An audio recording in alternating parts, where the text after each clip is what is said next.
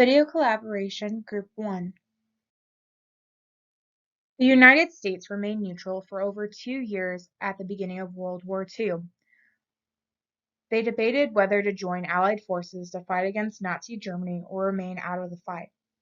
After Germany invaded Poland in 1939, President Roosevelt said the United States would remain a neutral nation. As Germany continued to expand the war in Europe, the majority of Americans wanted to remain out of the fighting.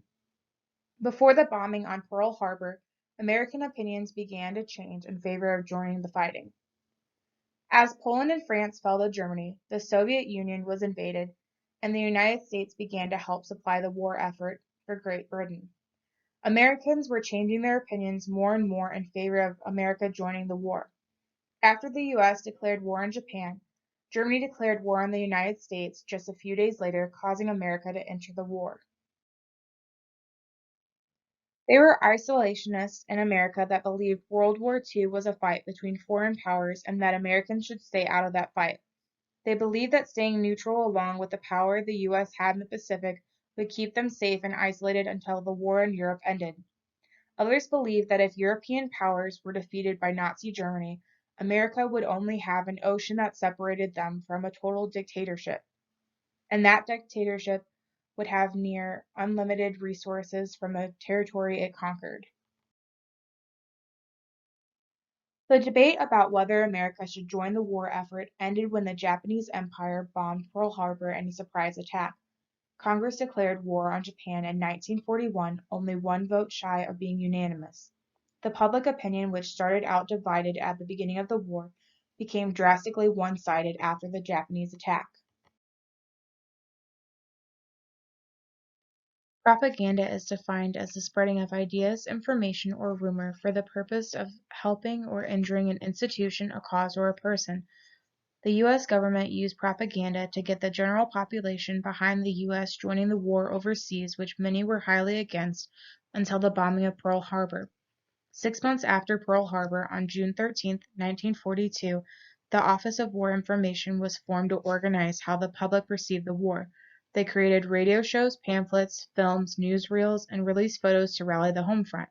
They played on negative and positive emotions around subjects such as conservation, carelessness, women power, war bonds, anti-Germans, and anti-Japanese.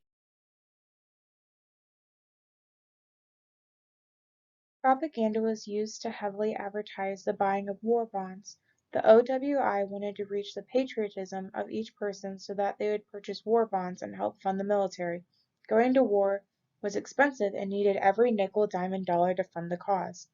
War bonds eventually became an investment for those who purchased them because over time they would rise in value.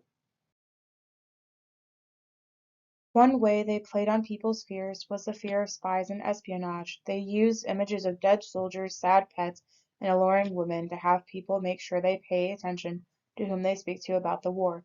Anyone could be a spy for the enemy, and any talk could be used against the American soldier.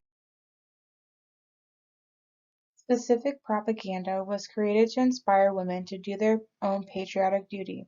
They were encouraged to leave their home and take up work in one of the many production factories. They were encouraged to enlist as a nurse in the military. There was also a need for women to enlist in the Marine Corps Women's Reserve Division.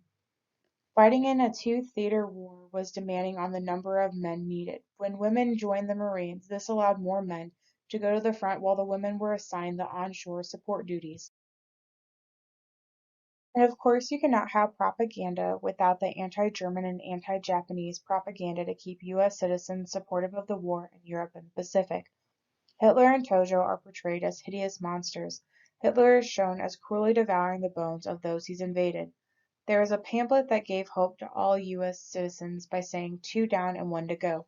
These posters were meant to anger citizens and keep them supportive of the war to take these monsters out. When the war was over, the Office of Information was shut down in September 1945. We have not seen propaganda like that of World War II since then. Women played a major part in contributing to the American war effort. One of the major contributions was the Code Girls or Code Breakers of World War II.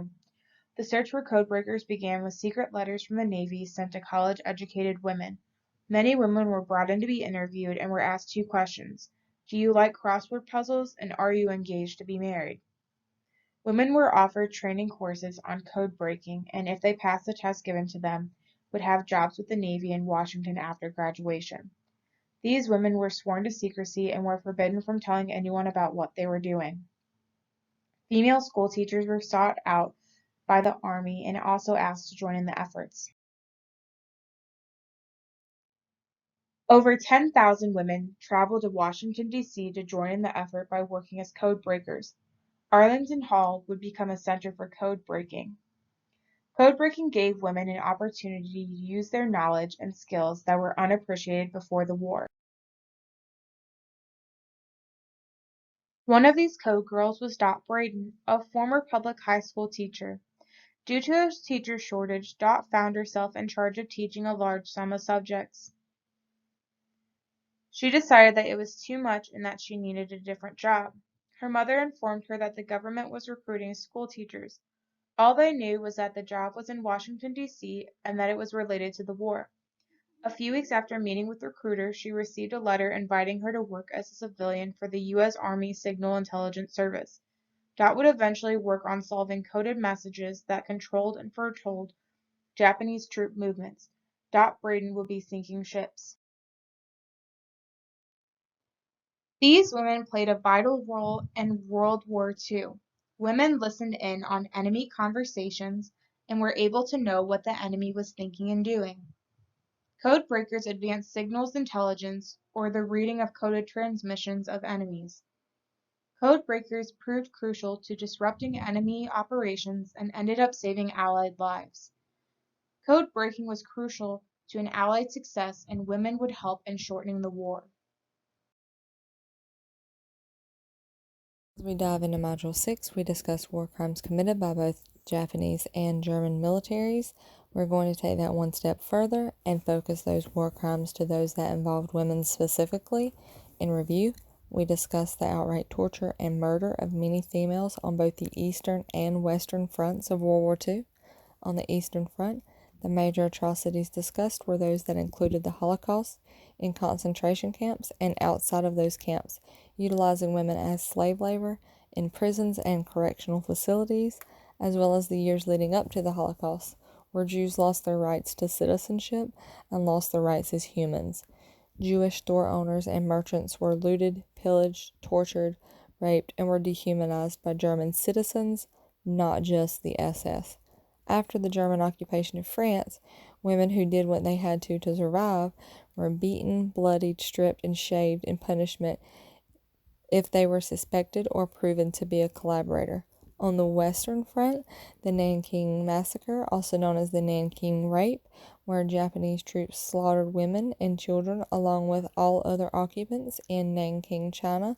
Later, as the war developed, women of villages were made into concubines for the pleasure of Japanese troops, or they were killed if they did not comply.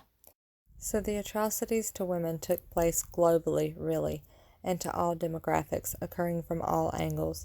They even occurred in their homeland, from their people, even after surviving military occupation from fascist dictators. The story of war crimes and women in World War II is unending, and I'm certain we will never understand the depth of these atrocities.